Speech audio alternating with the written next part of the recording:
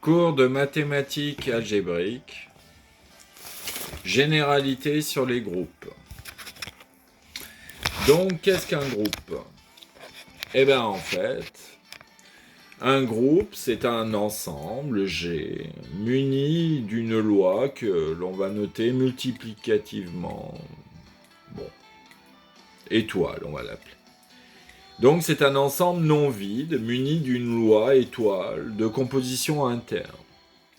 C'est-à-dire que à G croix G, un tout couple de cet ensemble G, on lui fait correspondre un nouvel élément qui est X étoile G, bon, et qui est un élément de G du groupe.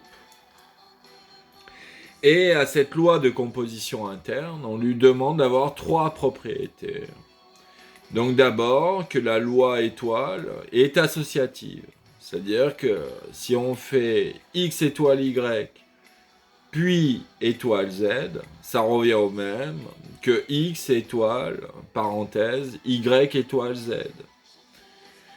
Bien sûr, la deuxième propriété fondamentale, c'est que cette loi de composition interne admet un élément neutre, que l'on note E en général, tel que X étoile E, pour tout X, dans G, égale E étoile X, égale X. Et la troisième propriété, c'est que tout élément asymétrique, c'est-à-dire pour tout X, il existe un X', tel que X égale X', égale l'élément neutre, E. Et donc, par définition, on dit que H, si G est un groupe avec la loi étoile, on dit que H est un sous-groupe de G, si la restriction de la loi de G à H forme une loi de composition interne sur H. Proposition, on a que H est un sous-groupe de G, si et seulement si, quel que soit le couple d'éléments de H et XY, et ben le produit XY appartient encore à H. Et la deuxième propriété, c'est que quel que soit X appartenant à H, l'inverse, l'opposé de X, appartient à H aussi. Puis maintenant, on définit le centre du groupe, qui est l'ensemble des éléments petits g appartenant au groupe, tels que quel que soit X dans G, XG égale GX. Il commute avec tout le monde. Ça s'appelle le centralisateur. Le centre. Puis on en arrive à une proposition très utile. C'est que les seuls sous-groupes du groupe des antirelatifs avec la loi additive, ce sont bien sûr les NZ. C'est-à-dire tous les multiples de N dans Z. Puis, par définition, si on se donne S une partie de G, on note l'encadré de S quelque part, le plus petit sous-groupe de G contenant S. Bon. Par définition, si l'encadré de S égale G, on dit que S est une partie génératrice de G, du groupe. Bon.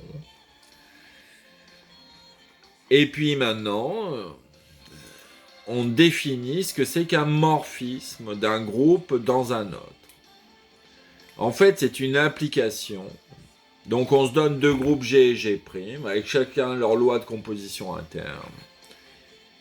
Et donc, on dit qu'un morphisme de groupe est une application vérifiant que pour tout couple XY de G, on a que f de x étoile y égale toujours f de x étoile du groupe G', f de y. Quelque part, il transporte la loi de composition interne d'un groupe vers un autre. Puis on définit ce qu'on appelle l'ensemble des morphismes de groupes de G dans G', on l'appelle l'ensemble des homomorphismes de G, G'. Et bien sûr, naturellement, on se dit qu'est-ce qui se passe quand G égale G', et on définit ce que l'on appelle les endomorphismes de G, qui sont les homomorphismes de G dans G. Donc on arrive à une proposition très utile, c'est que pour tout homomorphisme de G dans G', on a bien sûr, première propriété, que l'image du neutre de G s'envoie sur le neutre de G', bien évidemment. Puis aussi que l'image f d'un opposé, d'un inverse, x-1, ben c'est égal à l'inverse de f de x. Donc f de x-1 égale f de x moins 1 opposé. Puis bien sûr, la troisième propriété, c'est que si H est un sous-groupe de G, eh ben, l'image de H sera un sous-groupe de G' par l'homomorphisme de G dans G'. Et bien sûr aussi, si on a un sous-groupe H' de G', l'image réciproque f-1 de H' est un sous-groupe de G. On en déduit une nouvelle définition, le noyau d'un morphisme, ce qu'on appelle le kernel, le ker, le noyau d'un morphisme, c'est tout simplement l'image réciproque du noyau de G'. C'est f-1 de l'élément neutre de G'. Puis on en déduit que si on dit que f est injective, si et seulement si, le noyau de f est réduit à l'élément neutre de G. Et on dit que f est surjective, si et seulement si, l'image de f égale G' tout entier. Nouvelle définition, une fois qu'on a un homomorphisme de G dans G', eh ben on dit que c'est un isomorphisme si il existe une nouvelle fonction G, ce coup-ci un homomorphisme de G' dans G, tel que G rond F égale l'identité de G, et F rond G égale l'identité de G'. En quelque sorte, c'est l'application inverse. Et donc, par proposition maintenant, on démontre que si on a F un isomorphisme, eh ben, c'est équivalent au fait que ça soit un morphisme bijectif. Et on en déduit aussi que si F est un isomorphisme, eh ben, naturellement, F-1 est aussi un isomorphisme. Et de là, on en déduit la nouvelle définition, c'est qu'un automorphisme de G, en fait, c'est un endomorphisme bijectif de G. Et on appelle le groupe automorphisme de G le groupe des automorphismes de G. Bien sûr, parce que l'ensemble des automorphismes de G forme lui-même un groupe pour la loi de la composition. Et on arrive à l'exemple fondamental de ce passage, c'est que si on se donne E un K-espace vectoriel de dimension n, et qu'on étudie le groupe linéaire de E, qu'est-ce qui se passe quand on a des applications linéaires de E? On étudie le groupe linéaire de E, et bien naturellement, ce groupe linéaire de E est isomorphe au groupe linéaire des matrices de dimension n par n sur le corps K, bien évidemment. Donc, où à toute application linéaire, on lui fait correspondre à isomorphisme près une matrice n croix n du groupe linéaire d'ordre n.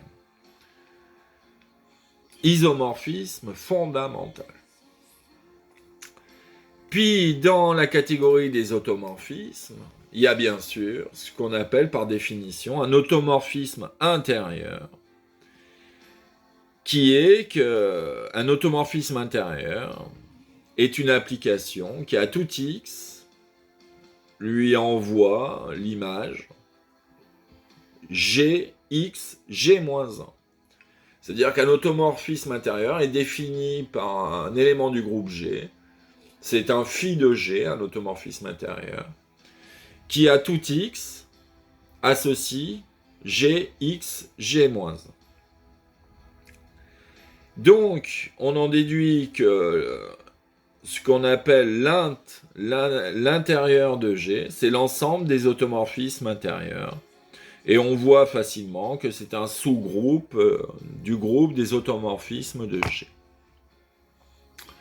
On en arrive au fameux théorème de Cayley, ce qui dit que quel que soit le groupe, un groupe G, en fait, on peut toujours le voir comme un sous-groupe de SG, le groupe des permutations de cet ensemble G.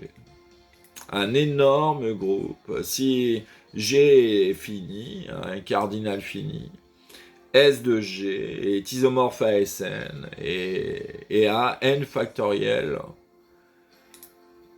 combinaison. Puis on vient à une nouvelle proposition. On peut créer le produit cartésien de deux groupes, G1, G2, muni de la loi de composition interne, qui a x1, x2, y1, y2, associe naturellement le produit composante par composante, c'est-à-dire x1, y1, x2, y2, et cela forme naturellement un groupe. On a la proposition suivante. Si un groupe G est isomorphe à un produit de groupe G1 par G2, c'est équivalent à ce qu'il existe deux sous-groupes H1, H2 de G, tel que HI est isomorphe à GI, et tel que, quel que soit petit h1 dans grand h1 et petit h2 dans grand h2, on a la commutation h1 h2 égale h2 h1. Puis la troisième propriété qui dit que G est égal en fait à h1 h2. Et la quatrième propriété qui dit que l'intersection entre h1 et h2 est l'élément neutre de G.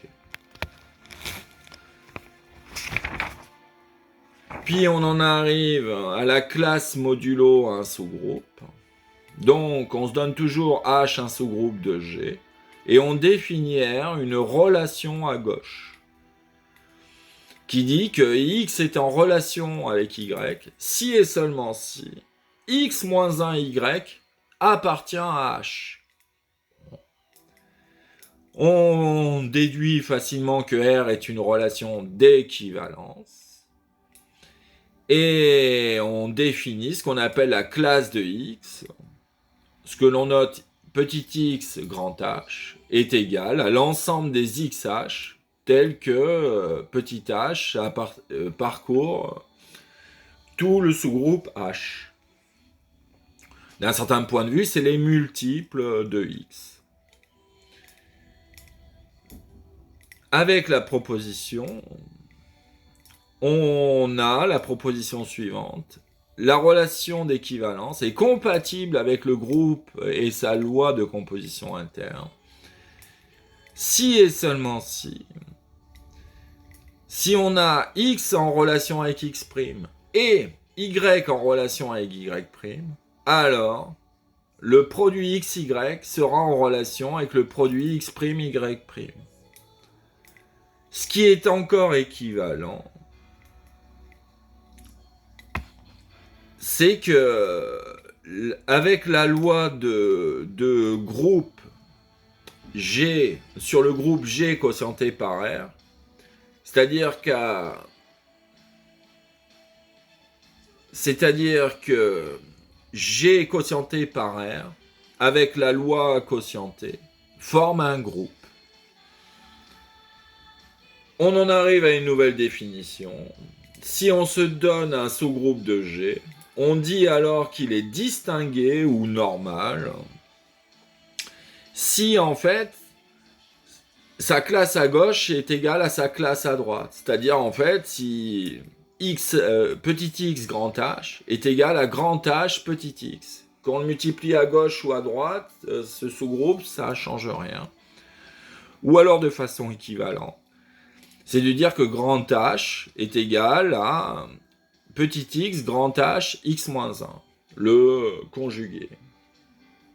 Donc on dit que dans ce cas-là, H, le sous-groupe, est distingué dans G. Par exemple, le groupe des automorphismes intérieurs de G est naturellement distingué dans le groupe des automorphismes de G.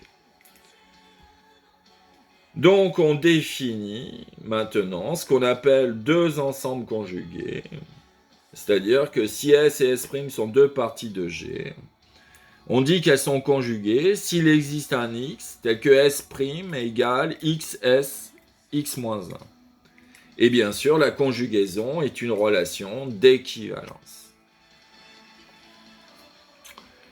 On en arrive naturellement aux objets suivants. Par définition, si on a S une partie d'un groupe et H un sous-groupe de G, et ben le normalisateur par rapport à H de cette partie S, c'est l'ensemble des X dans H, tel que X S x-1 égale S. Et donc, ça forme le sous-groupe de H, le normalisateur de S, dans H. Puis, on définit le centralisateur de H, dans H de S, qui est l'ensemble des X appartenant à H, tel que quel que soit l'élément petit s de grand S, là, ce coup-ci, c'est xs x-1 égale s. C'est le centralisateur. Beaucoup plus précis que le normalisateur. Et donc, on en déduit naturellement que le centralisateur est un sous-groupe distingué du normalisateur. Puis, on arrive au théorème, un des théorèmes fondamentaux de la théorie des groupes. C'est-à-dire que si on se donne un homomorphisme de G dans G', on en déduit l'existence d'un isomorphisme F bar entre le groupe G quotienté par son noyau de F dans l'image de F. Donc en fait on fait le carré magique, on part de G dans G' par F, on passe d'abord de G dans G quotienté par le noyau, puis de G quotienté par noyau dans l'image de F, et puis après on remonte dans G'. Et miraculeusement, cette nouvelle fonction induite de F, F bar, de G du quotienté par noyau dans l'image de F, eh ben c'est un isomorphisme. Beaucoup plus pratique pour faire les calculs. Puis bien sûr, on a la proposition aussi très utile, que si H est un sous-groupe distingué de G, et F un homomorphisme, et bien F de H est un sous-groupe distingué de F de G. Et bien sûr, si on a un sous-groupe distingué de G', H', et bien l'image réciproque de H' est un sous-groupe distingué de G. Et un théorème très utile dans certains cas de passage au quotient. Donc si on se donne un groupe G, H un sous-groupe distingué de G, et K un sous-groupe quelconque de G, et bien en fait on a que l'intersection de H et de K est un sous-groupe distingué de K. Aussi que H est un sous-groupe distingué de HK. Et enfin, on a que le quotient de K par H inter K est isomorphe au produit HK quotienté par H. Théorème très général, mais qui peut être parfois très utile dans certains cas.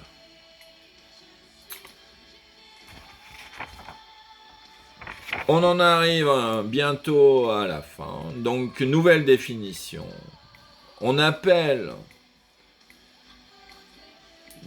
DG le sous-groupe dérivé de G, qui est engendré par les commutateurs, par tous les commutateurs.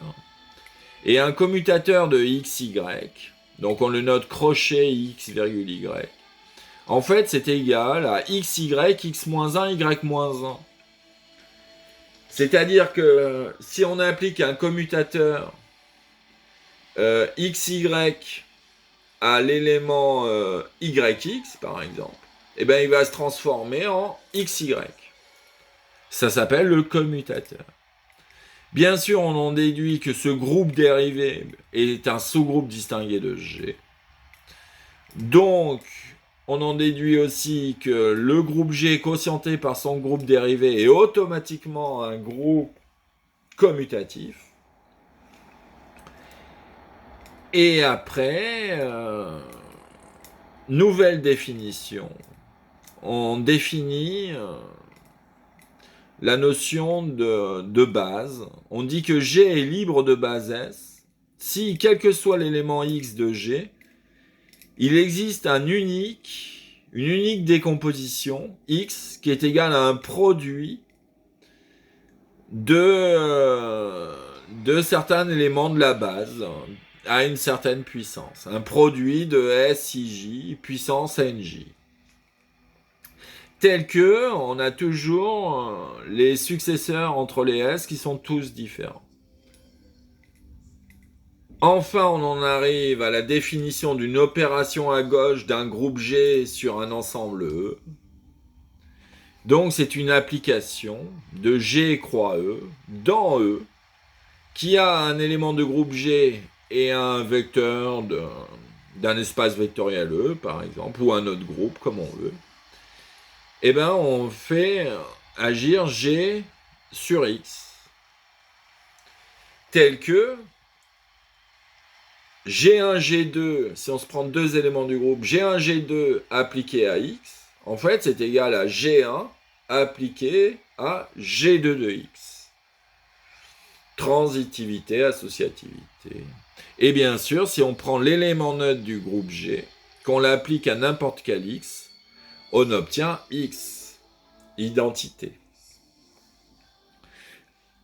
Puis on définit ce qu'on appelle le stabilisateur d'un élément X dans un espace vectoriel, dans le groupe G. C'est en fait l'ensemble des éléments du groupe G, tels que G de X égale X. C'est le stabilisateur. Et puis bien sûr, on démontre que c'est un sous-groupe de G. Puis on définit l'orbite d'un élément X, qui est égal à l'ensemble des Gx pour tous les éléments du groupe. On fait agir tous les éléments du groupe sur le vecteur X. Et bien sûr, si on a deux éléments XY dans la même orbite, et bien alors le stabilisateur de X est conjugué au stabilisateur de Y. Enfin, on arrive à la définition du produit semi-direct. Donc, on se donne deux sous-groupes d'un groupe G, HK. On définit le produit semi-direct de K par H. On le note G. Si K est un sous-groupe distingué de G, G égale KH, et K inter H est l'élément neutre du groupe. Et on définit le produit de deux éléments de ce groupe, donc l'élément XG par l'élément YH, et bien on dit que c'est égal au couple X de G de Y pour la première composante et GH pour la deuxième composante. Par exemple, le groupe SN est égal au groupe alterné AN par le produit semi-direct par Z sur 2Z. Très utile. Enfin, on en arrive à la définition d'un anneau. Donc, un ensemble en A, on dit que c'est un anneau pour les lois plus et fois. Quand l'anneau A muni de la loi plus est un groupe abélien, commutatif donc. De plus, on a l'associativité de la loi multiplicative, c'est-à-dire que, entre parenthèses, A par B multiplié par C est égal à A multiplié par, entre parenthèses, B par C. De plus, un anneau doit avoir un élément unité pour la multiplication, c'est-à-dire qu'il existe un élément tel que 1 fois A égale A fois 1 égale A. Et bien sûr aussi, il nous faut la distributivité de la multiplication par rapport à l'addition, c'est-à-dire que A fois, entre parenthèses, B plus C est égal naturellement à A fois B plus A fois C. Et on en arrive à la dernière définition fondamentale, qui est la définition d'un corps. En fait, bien sûr, un corps est un anneau non réduit à 0. Il est non vide. Il contient au moins 2 éléments. Tel que, en fait, donc c'est déjà un anneau, mais tel qu'en plus, l'anneau privé de 0, muni de la loi multiplicative, eh ben, ça forme un groupe. Voilà une bonne introduction, très utile à la théorie des groupes.